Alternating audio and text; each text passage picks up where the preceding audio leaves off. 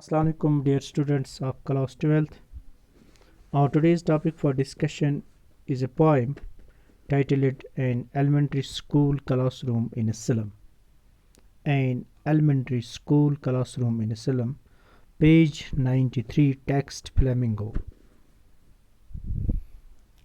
Before we start the poem, let me give you a brief introduction about the writer, about the poet.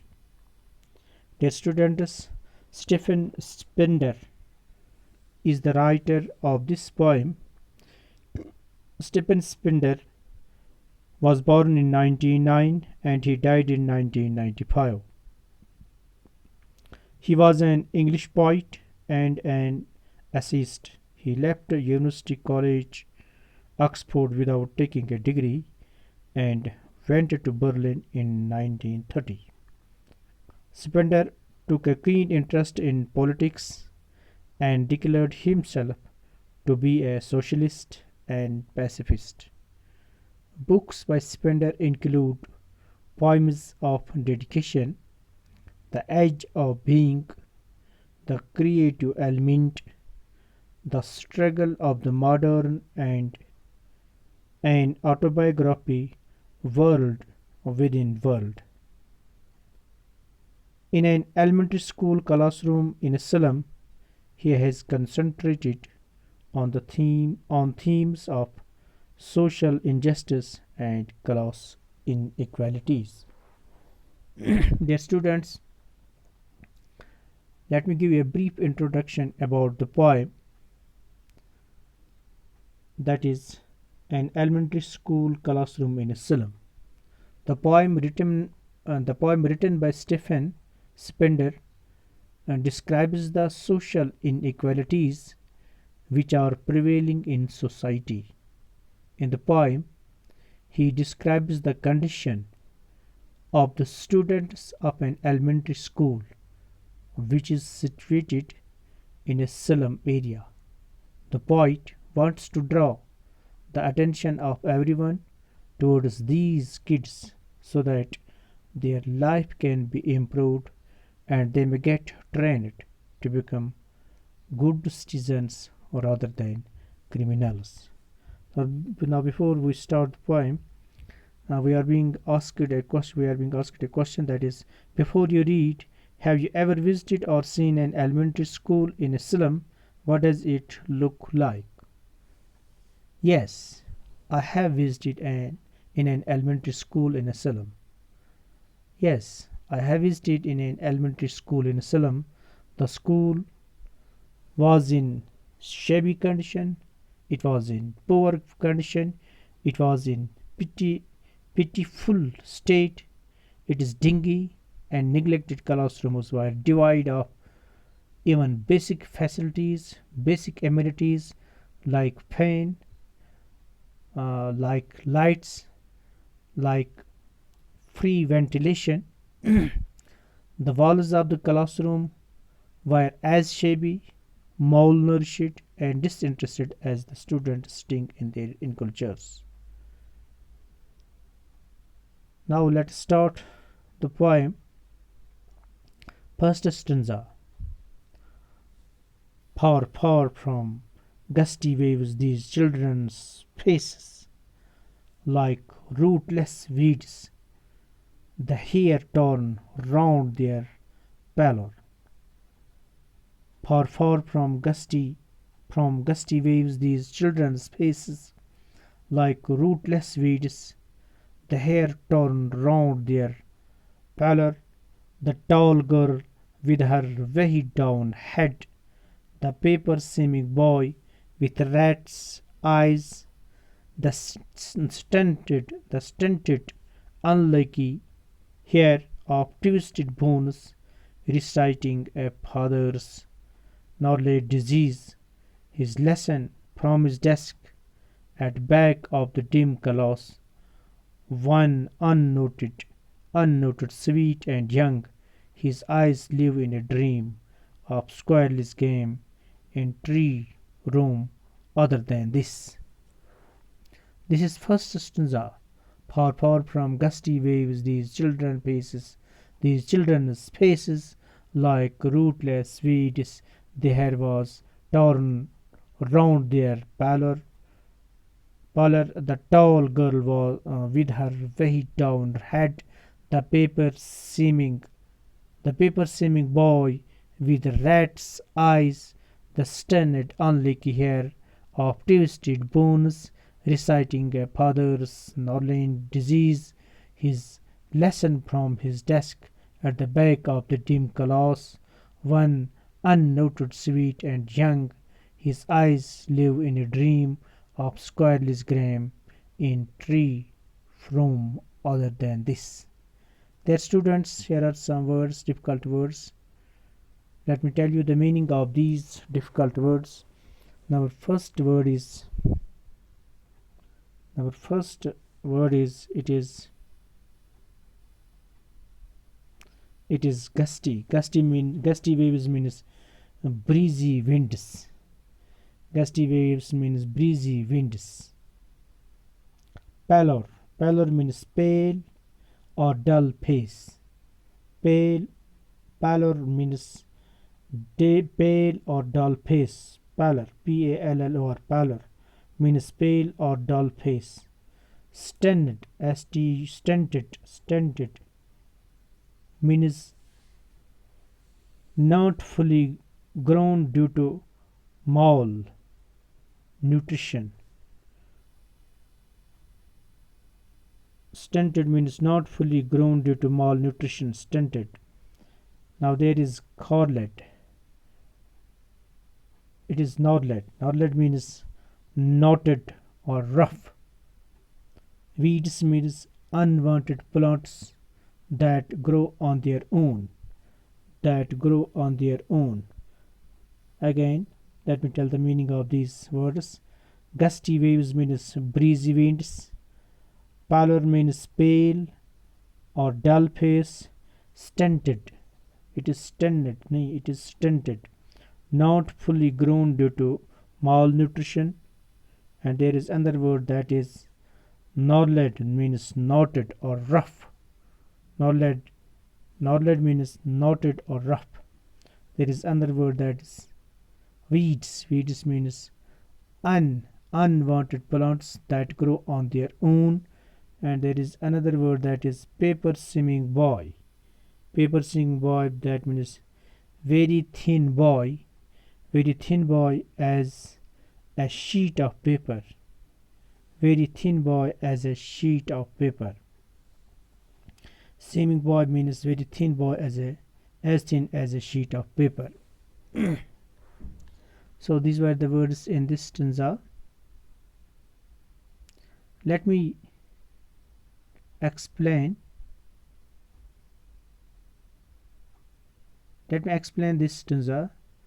The poet or the writer describes the children who study in an elementary school. The poet here describes the children, describes the kids, describes the students who study in an elementary school which is step up in a slum area, which is situated in a slum area. The poet says that the faces of these children are dull. The poet describes the condition of these children who are reading in this school which is situated in a slum area. The poet describes that the faces of these children are dull and they are without energy. They are without energy and they are not full of energy like other kids of their age. The poet says that they are not full of energy like other kids, like other students of their age. The poet says that these children are compared to unwanted weeds. The poet compared these. He is comparing these children with the unwanted weed. These children are compared to unwanted weed. Here the writer wants to say that these children seem to be unwanted, like the unwanted weeds which grow on their own in the fields. The poet here compare these kids, these students, these children with the unwanted weed which grow on their own in the fields. Their hair is not neatly done. Their hair is not neatly done. It falls on their pale faces as if they have been torn apart. But says that the children are untidy. They have not combed their hair. Then he describes a tall girl who seems to be burdened by poverty. Her head is bent, maybe because of tiredness or shame. The head of this girl is bent, maybe because of tiredness or shame. There is another boy. He is so weak and thin that he has been compared to a sheet of paper. The writer here compares again another student with the sheet of a paper because he is thin, and that's why he has been compared to a sheet of paper. The poet, the boy's eyes reflect greed and he wants to achieve everything. The poet here says, the writer here describes that the boy's eyes reflect greed and he wants to uh, achieve everything. Then he describes another student who is physically disabled. Who is physically disabled. The poet says that this boy is unlucky because he inherited a disease from his father. The poet here describes another boy and says that he is unlucky because he has got this disease from his father.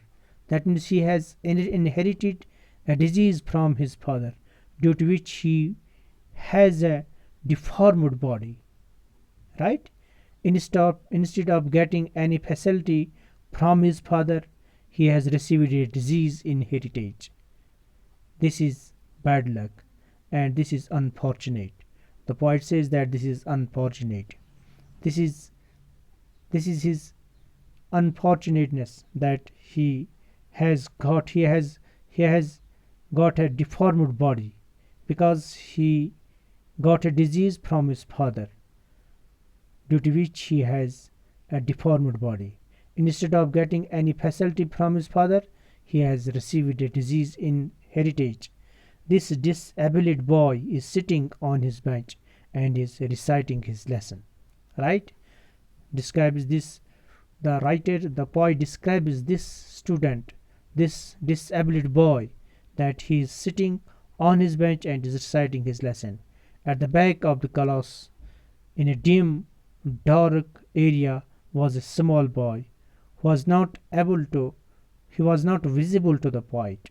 That says that at the back of the class, in dim, dark area, was a small boy who was not visible to the poet as he was sitting in darkness. The poet could see his eyes, which were bright and full of dream. The writer says, or the poet says, that he could see the eyes of that student who was sitting in dark area, who was sitting in dim area, and who was reciting his lesson.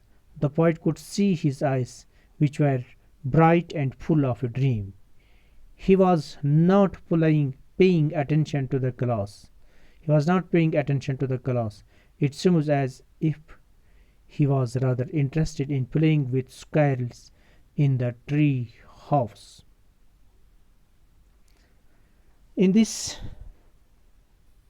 stanza,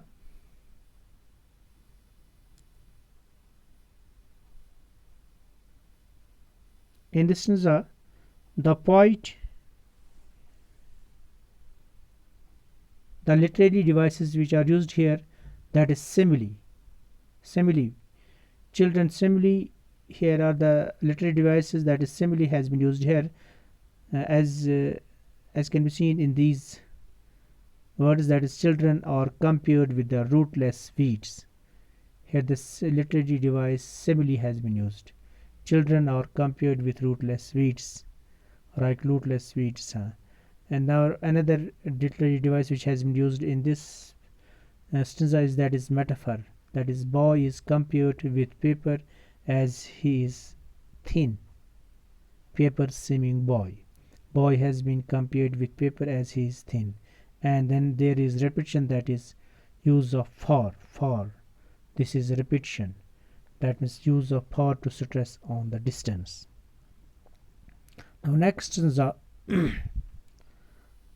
on sour cream walls, donations Shakespeare's head. Cloudless as dawn at dawn, civilized dome, riding all cities, ballad flowery, Tyrolese valleys, open-handed map, avoiding the world, its world, and yet for these children, these windows, not this map, their world, while all their futures painted with a fog, a narrow street, sealed in with a lead sky, far from rivers, capes, and stars of words. Let me repeat it, let me read it again. On our on sour cream walls, donations, Shakespeare's head, cloudless at dawn, civilized dome, riding all cities, ballad flowery, Tyrolese valleys, open-handed map, avoiding the world its world. And yet for these children, these windows, not this map, their world, while all their futures painted with a fog, a narrow street sealed in with a lead sky, far from rivers, capes, and stars of words. This is second stanza. Let me tell you the meaning of these of the difficult words. Sour means, one word is sour, means unpleasant. Here refers to the color of sour cream of white or creamish. Sour means unpleasant. Here refers to the color of sour cream of white or creamish. Another word is, that is donations. Donations means things given or received in charity. Donations means things given or received in charity. Things given or received in charity. Donations. On means early morning, that is sunrise. And civilized dome means, here it means rising sun at the horizon, which is in the shape of a dome, that is semicircle.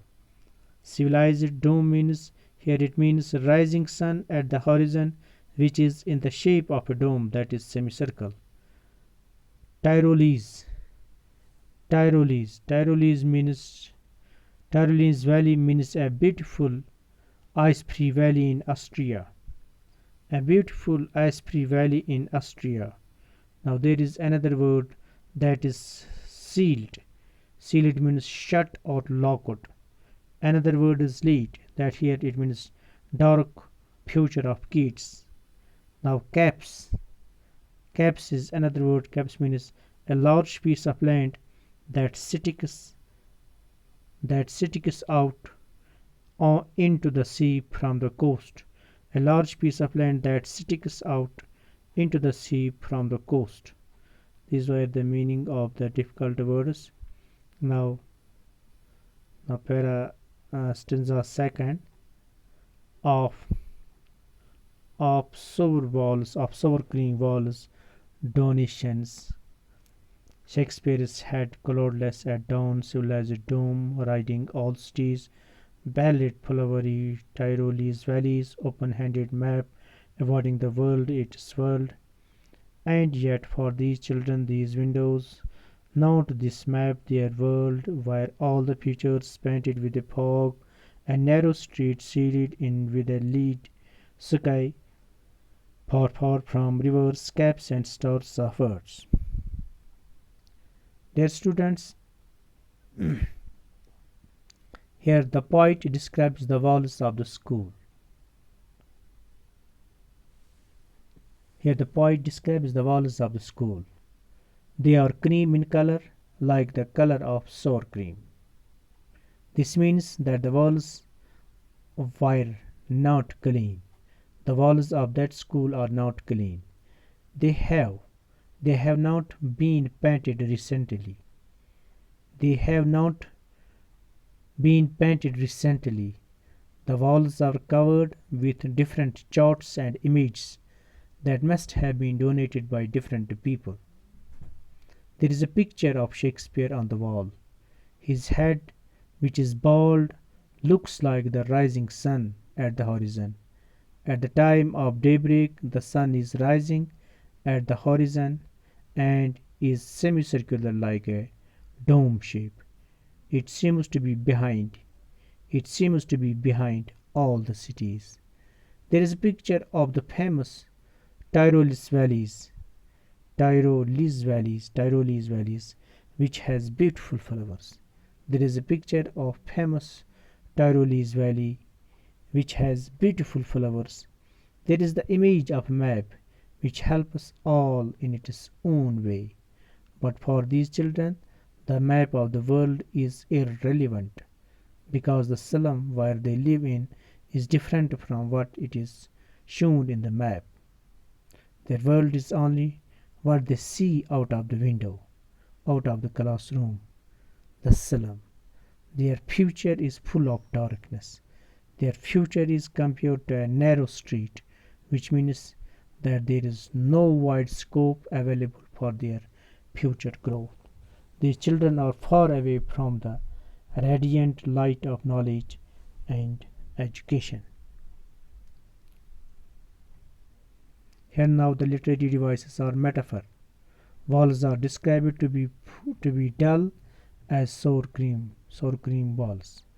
The future of the kids is described as limited. So these the literary devices have been used in metaphor, and now there is another, that is assonance, that is a repetition of vowel sounds. Ballad, flowery, Tyrolese valley. So their repetition again, that is power has been repeated. So this was today's topic. Thank you very much.